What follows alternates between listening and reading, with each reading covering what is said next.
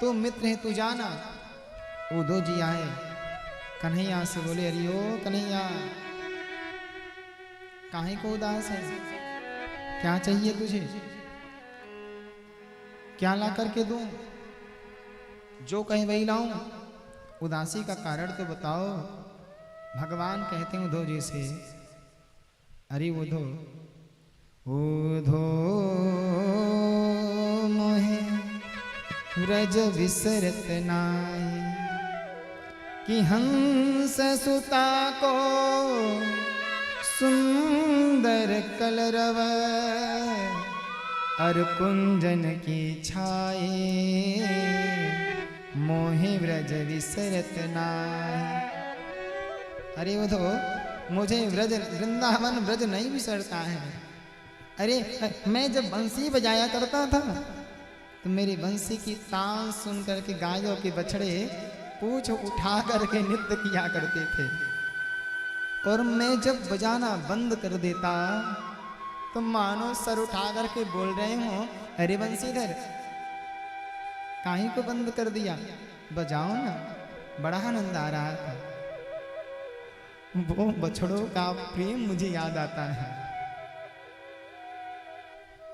अरे जब मैं माखन की चोरी किया करता था ना, और गोपियां शिकायत उल्हाना देने आती थी, वो उनका वात्सल्य, मेरा दर्शन करना चाहती थी, उनका वात्सल्य मुझे याद आ रहा है, वो प्रेम याद आ रहा है, वो यमुना महारानी की लहरें याद आ रही हैं कि मैं जब बंसी बजाता था तो यमुना महारानी का जल भी स्तब्ध हो जाता था। मुझे वो गोवर्धन याद आ रहे हैं कि मेरी बंसी की तान सुन करके वहाँ गोवर्धन नाचने लगते थे, डोलने लगते थे, घूमने लगते थे। अरे यहाँ तो मेरी बंसी कोई सुनने वाला नहीं है, यहाँ कोई मुझसे प्रेम से बात करने वाला नहीं है, यहाँ तो किसी को पता ही नहीं है कि मैं अपने हाथों से नहीं भोजन पाता हूँ, मुझे मेरे सखा पवाते हैं, गोपियाँ पवाती हैं, मेरे मैया पवाती हैं, और यहाँ भोजन मेरे सामने रख के सब चले जाते हैं। वो वृंदावन, वो ब्रज मुझे याद आ रहा है। जाओ ना, जा करके उनसे कहना कि वो मुझे याद ना किया करें। जब उन्होंने मेरी याद ना करेंगे ना, फिर उनकी भी याद मुझे, किसी की याद तभी आती है जब वो सामने वाला आपको याद करता हो। साहब उद्धव जी कहे, मैं जाऊं? कहे हाँ। कहे मैं बृहस्पति का शिष्य परम ज्ञानी उद्धव, मैं जहां तहां लक्षणा की बात करूंगा वेदांत की भाषा में, क्या समझेंगे वो लोग, क्या समझेंगे वाले मेरी भाषा को, लेकिन आपका आदेश अध्यादेश है, जाऊंगा, 1 घंटा रहूंगा, वापस आ जाऊंगा।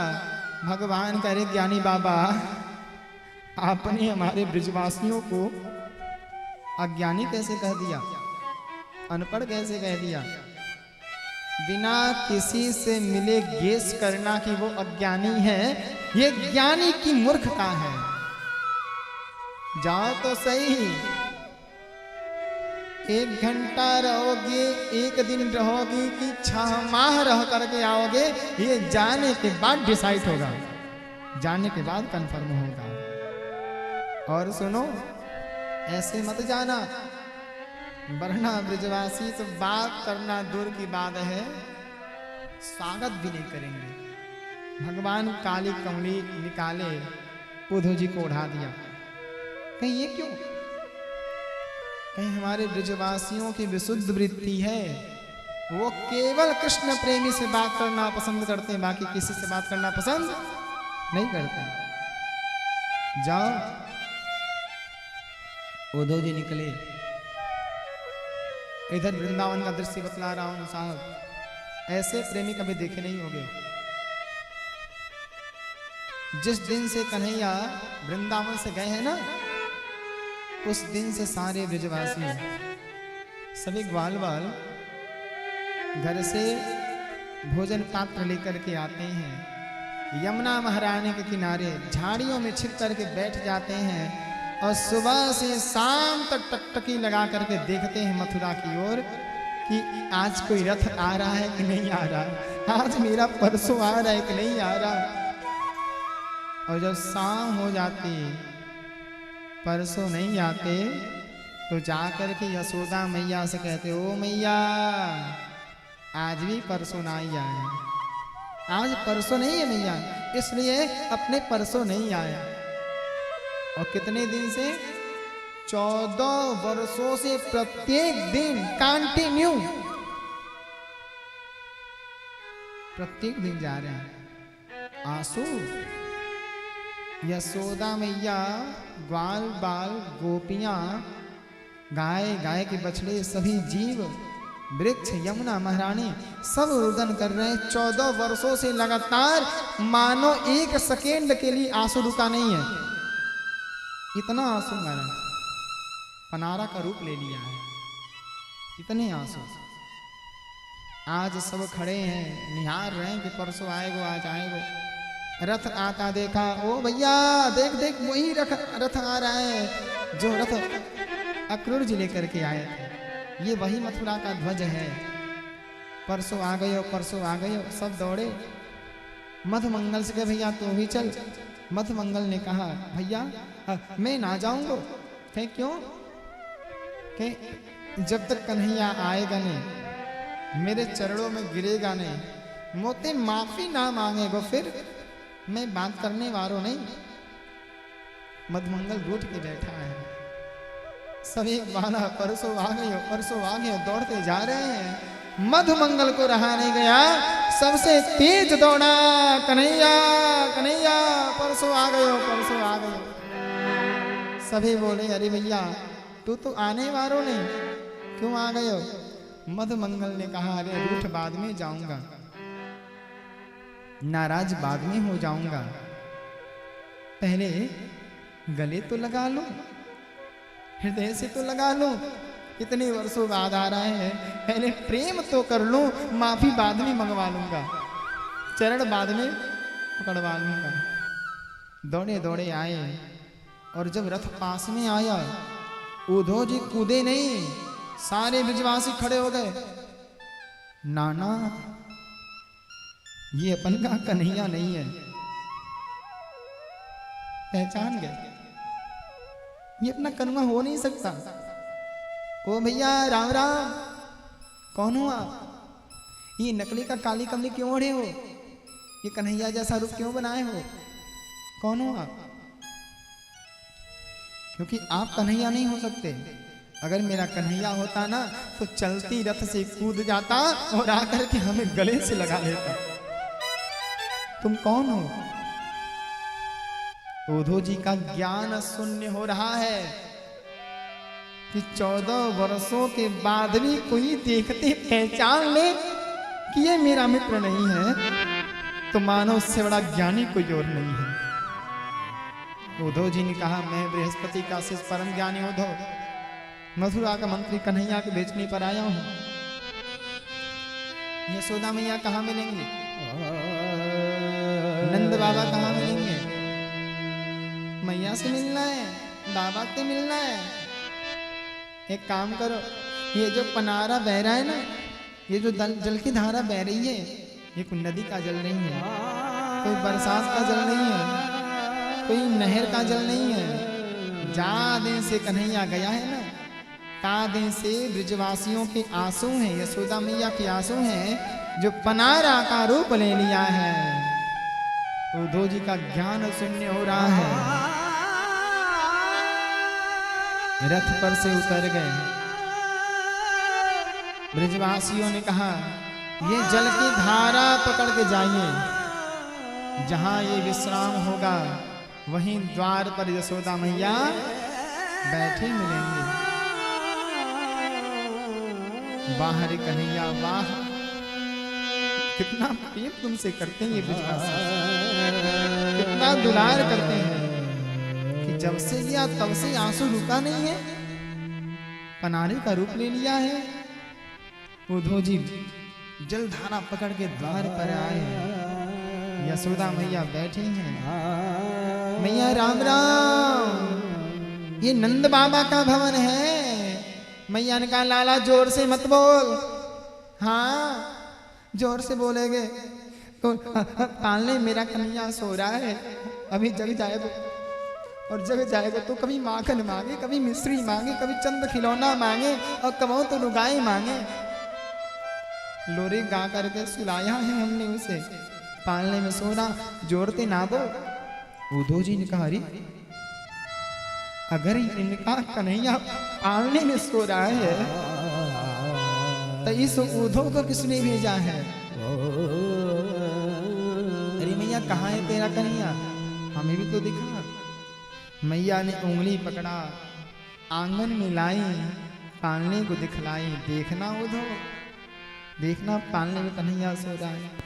उद्धव जी ने देखा ना पालने को, तो भगवान के बचपन के छोटे छोटे वस्त्र, भगवान का वो मुकुट, वो छोटा सा मयूर पंख, भगवान के कमर की करधन, भगवान के पांव की पैजनी पायल, भगवान का तिलक, भगवान की वो छोटी सी बांसुरी, और जिस कटोरी चम्मच से पाते थे ना, वो छोटे छोटे कटोरी चम्मच पड़े हैं। बचपन के सारे खिलौने पड़े हैं पालने में, पालना भरा हुआ है। उद्धव जी ने जब आंगन को देखा तो आंगन की दीवारें मैया मैया मैया मैया चिल्ला रही हैं, चिल्ला रही हैं। ऐसा लग रहा है कोई छोटा सा बालक पायल पहना हुआ है, पैजनी पहना हुआ है और दौड़ रहा है और मैया मैया मैया मैया बोल रहा हो। ऐसा पूरे नंद भवन से आवाज आ रही है, ऐसी ध्वनि आ रही है साहब। उद्धव जी स्तब्ध होकर बैठ गए। अरे मैया पालना तो खाली है, कन्हैया तो नहीं है। जैसे सुना मैया ने कन्हैया नहीं है, तत्काल चक्कर आ गया, गिरने लगी। नंद बाबा दौड़ करके आए, मैया को हाथ से रोके महाराज, संभाल के बैठाए। उद्धव जी भी बैठ गए, चर्चा चलने लगी। यशोदा मैया ने कान पकड़ा, अरे उद्धव भैया जाना ना, कन्हैया मिलेगा ना, तुम मेरा एक संदेश दे देना, कह देना तेरी मैया यशोदा कान पकड़ के माफी मांग रही है। लग रहा है कि वो मिट्टी खाया तो मैंने डांट दिया, नाराज हो गया, इसलिए नहीं आ रहा है। गोपियों ने शिकायत किया माखन की, मैंने डांट दिया इसलिए नाराज हो गया। कहना ना, अरे मैंने उखल में बांध दिया इसलिए लग रहा है नाराज होकर के नहीं आ रहा है। कह देना ना तेरी मैया माफी मांग रही है, आज के बाद कभी डांटेगी नहीं, कभी मारेगी नहीं, कभी बांधेगी नहीं। कह देना ना उससे। इतना कहते कहते बार बार हर सेकेंड मैया बेहोश हो रही हैं, फिर होश आ रहा है, बार बार गिर रही है महाराज। ऐसी पागलों वाली हालत हो गई है। ये तो प्रेमी है। और चर्चा करते करते भवन में 3 महीना, और भवन से निकले आगे बढ़े। आहा, पूछे गोपियां कहाँ मिलेंगे, राधा रानी कहाँ मिलेंगे? कहे जाओ निधिवन की ओर चले जाओ, जहां कृष्ण चर्चा करते देवियां मिले, समझना वहीं राधा रानी भी आए। कई गोपियां चर्चा कर रही हैं, अरे बहन आज मेरे स्वप्न में कन्हैया आया, मेरे हाथों को पकड़ा और चूड़ियां कड़कड़ कड़कड़ करके टूट गई। एक कह रही है अरे वो छलिया है, झूठा है। एक तो काला, मन भी काला। कह करके क्या परसों आ जाऊंगा, अब बरसों नहीं आया। उसी मन याद किया करो। तब तक एक भौरा आया, काला वाला भौरा, जो 7 दिन से लगभग 20 भौरे आकर के मेरे ऊपर मंडरा रहे हैं। आज भी 2 आ गए थे, बैठे थे ये काला वाला भौरा, लगा वहीं उड़ने। एक बहन ने देखा, सखी ने, ओ भैया राम राम, कन्हैया ते मत कहना, क्योंकि ये भी काला वो भी काला, दोनों काले काले मित्र हैं। अरे भौरा भैया, कन्हैया से मत कहना कि हम उसको कपटी छलिया झूठा कह रही हैं। ये तो बाहरी मन से है, हमारे हृदय में तो कन्हैया बस रहा, मत कहना उससे। उद्धव जी आए, देखिए आप कौन?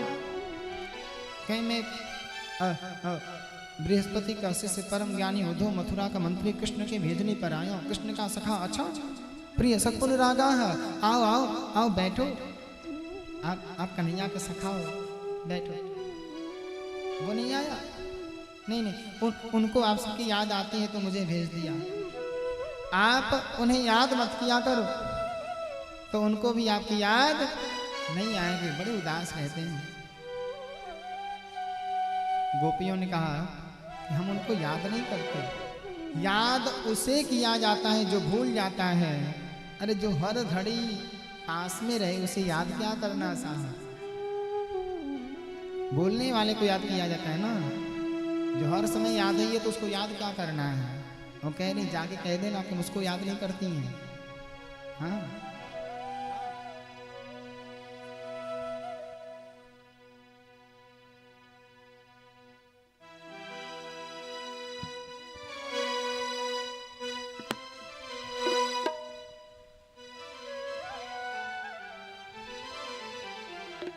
हर घड़ी याद तेरी आए, जय हो सौतन बन के। हर घड़ी याद तेरी आए, सौतन बन के। मैं फिरूं शाम तेरे नाम की जुगल बन के। मैं फिरूं शाम तेरे नाम की जुगल बन के। हर घड़ी याद तेरी आए, सौतन बन के। हर घड़ी याद तेरी आए, सौतन बन के। मैं फिरूं शाम तेरे नाम की जुगल बन के। मैं फिरूं शाम तेरे नाम की जुगल बन के।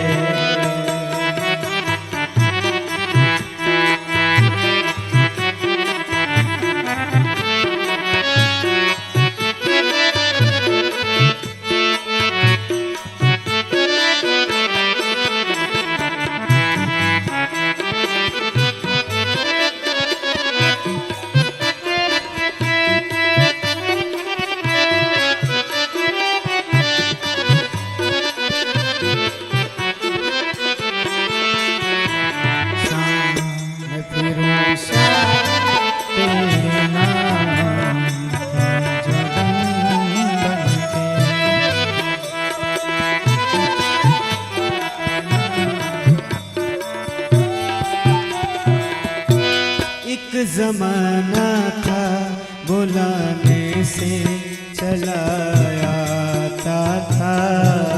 एक जमाना था बुलाने से चला आता था। मुझको कण कण में तेरा चेहरा नजर आता था।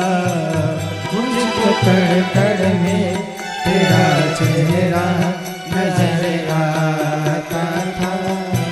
टूट गई मैं तेरे चेहरे का दर्पण बन के। टूट गई तेरे चेहरे का दर्पण बन के। टूट गई मैं तेरे चेहरे का दर्पण बन के। मैं फिरूं शाम तेरे नाम की जुगल बन के। मैं फिरूं श्याम तेरे नाम का जुगल बन के।